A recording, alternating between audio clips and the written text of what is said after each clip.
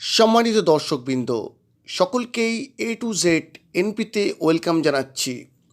প্রিয় দর্শক, উইকেটের ওপরে উইকেট শুভেন্দু অধিকারী এবং সুকান্ত মজুমদারের বলে উইকেটের ওপরে উইকেট, কিন্তু ছোটোখাটো উইকেট নয়, একেবারে সব বড় বড় উইকেট। সম্মানিত দর্শকবৃন্দ, আপনারা জানেন যে শাসক দলের বড় বড় নেতারাই কিন্তু এখন বিজেপির সঙ্গে যোগাযোগ রাখছে। এখনও কিন্তু 22টি আসনে, লোকসভা 22টি আসনে বিজেপি প্রার্থী ঘোষণা করেনি। আর যেটা সূত্রের খবর, সেই 22টি আসনে তৃণমূলেরই অনেক বড় বড় নেতারা কিন্তু বিজেপির প্রার্থী হয়ে ময়দানে আসতে পারেন। আর ঠিক এই মুহূর্তে যেটা সবথেকে বড় খবর, সেটা হচ্ছে বরানগরের বিধায়ক তাপস রায় নিজের পদ থেকে ইস্তফা দিয়ে দিচ্ছেন। তিনি পদ থেকে ইস্তফা দিয়ে দিচ্ছেন, তার কারণ হিসাবে বহু কারণ উল্লেখ করেছেন। যেমন উনি বলেছেন যে দল আমার পাশে দাঁড়ায়নি, যখন ইডি আমার বাড়িতে রেড করেছিল দল আমার পাশে দাঁড়ায়নি, কেউ আমার খোঁজ খবর নেয়নি, এবং তাতে দলেরই অনেক বড় বড় নেতারা জড়িত, দলের লোকেরাই তার বিরুদ্ধে এই চক্রান্ত করেছিল। সম্মানিত দর্শক, দেখুন আর কি বলছেন বরানগরের বিধায়ক। সিদ্ধান্ত তো অত সহজে নেওয়া যায় না। সিদ্ধান্ত নেওয়ার পেছনে কিছু নির্দিষ্ট কারণ থাকে।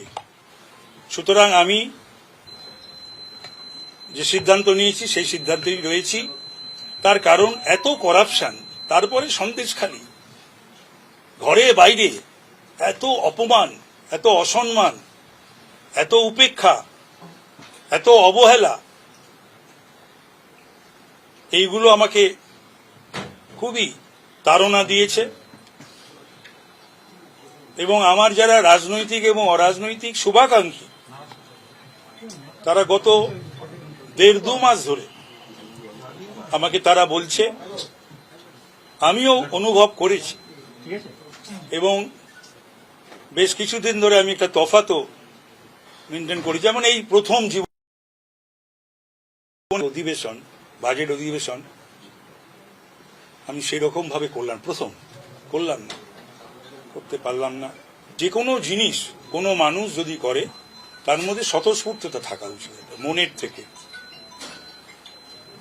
23-24 বছর তৃণমূলের সঙ্গে আমার সম্পর্ক, আমার যখন যা বলেছে বা আমি মনে না বললেও আমি যেটা মনে করেছি আগেবারইও আমি সেটা করেছি।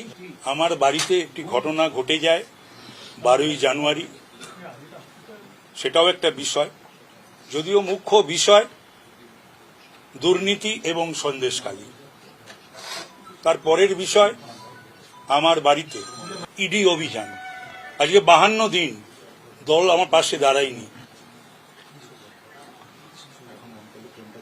কেউ ফোন করে আমার পরিবারের লোককে, অথচ আমার স্ত্রী, আমার ছেলে তো বিদেশে, মেয়ে, এদের কনসোল করেনি, আমাকেও ডাকেনি বা ফোন করেনি।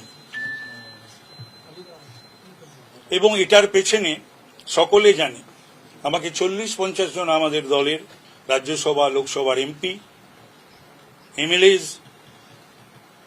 মন্ত্রীরা এবং আরো বিদগ্ধ ব্যক্তি, সাংবাদিক কুল এবং অরাজনৈতিক যারা খবরাখবর রাখে, তারা আমাকে বলেছে যে এর পেছনে আমার দলেরই কেউ আছে।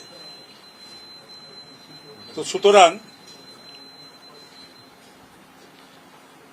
এবং যখন আমার রেড চলছে আমার বাড়িতে, তখন এমএলএ, এমপি বা কারুর বিবেকানন্দের বাড়িতে, সেদিন 12ই জানুয়ারি বিবেকানন্দের জন্মদিন ছিল, আমারও যাওয়ার কথা ছিল, সেখানে তাদের উল্লাস পরিলক্ষিত হয়। সেগুলো আমাকে সাংবাদিকরা এসে বলে, ছাত্র যুব নেতৃত্ব এসে বলে। তাদের কেউ অবশ্য উল্লাস করলো, অনেকেই তার প্রতিবাদ করেছে। সম্মানিত দর্শকবৃন্দ, আপনারা দেখলেন তৃণমূল কংগ্রেসের বরানগরের বিধায়ক দল ছাড়ার পিছনে মেন কারণ যেটা তিনি তুলে ধরলেন, সেটা হচ্ছে যে তেনাকে দল সেইভাবে আর পাত্তা দিচ্ছে না, দল তেনার পাশে দাঁড়াচ্ছে না, তেনার বিপদে তেনার পাশে দাঁড়াচ্ছে না। এমনকি মুখ্যমন্ত্রী মমতা বন্দ্যোপাধ্যায় যখন বিধানসভায় বক্তব্য রাখলেন তিনি শাহজাহানের পাশে দাঁড়ালেন, কিন্তু তাপস রায়কে নিয়েও কিছু বলতে পারতেন, তা কিন্তু তিনি করেননি। এবং তিনি আরও পরিষ্কার করে বললেন যে ইডি যখন তার বাড়িতে এসেছিল তখন দলের কেউ তাকে খোঁজখবর নেয়নি, তার কোনো খোঁজখবর নেয়নি, ফোনও করেনি, দল তার পাশে ছিল না। এবং আরও একটি বিষয় তিনি তুলে ধরলেন যে না, এত দুর্নীতি হচ্ছে এবং সন্দেশখালিতে যেই ধরনের ঘটনা ঘটেছে তারই প্রতিবাদে আজকে তেনার পদত্যাগ। সম্মানিত দর্শকবৃন্দ, এইখানেই কিন্তু একটি বড় প্রশ্ন চিহ্ন আসছে যে যখন শিক্ষক দুর্নীতি হলো, এত বড় দুর্নীতি প্রায় 1.5-2 বছর হয়ে গেল, তখন কিন্তু তিনি সেই বিষয়ে মুখ খুললেন না। আজকে সন্দেশখালিতে ঘটনা আজকের নয়, প্রায় 2 মাস ধরে যেই ধরনের ঘটনা উঠে আসছে সেটা তো তিনি মিডিয়াতে দেখতেই পাচ্ছেন। তা সত্ত্বেও সন্দেশখালি নিয়েও সেই রকম প্রতিবাদের ভাষা তার মুখে কিন্তু খুঁজে পাওয়া যায়নি। আজকে দল ছাড়বেন ঠিক আছে, কিন্তু কিছু তো ইস্যু করতে হবে, হয়তো সেই হিসাবে এইগুলো তুলে ধরলেন। এখন ঘটনা হচ্ছে তিনি পরবর্তী পদক্ষেপ কী নেবেন। তেনাকে কি বিজেপি থেকে কোনো অফার করা হয়েছে? বিজেপিতে তিনি কি জয়েন করছেন? জয়েন করলো কি তিনি কি লোকসভার কোনো একটি আসনে বিজেপি থেকে দাঁড়াচ্ছেন? এই প্রশ্নগুলো কিন্তু থাকছেন। সম্মানিত দর্শক, আপনারা কি মনে করছেন এই বিষয়ে? অবশ্যই আপনাদের প্রতিক্রিয়া অবশ্যই আমাদেরকে জানাবেন এবং প্রত্যেকটি আপডেট সবার আগে পেতে অবশ্যই আমাদের চ্যানেলটিকে সাবস্ক্রাইব করে পাশে থাকবেন।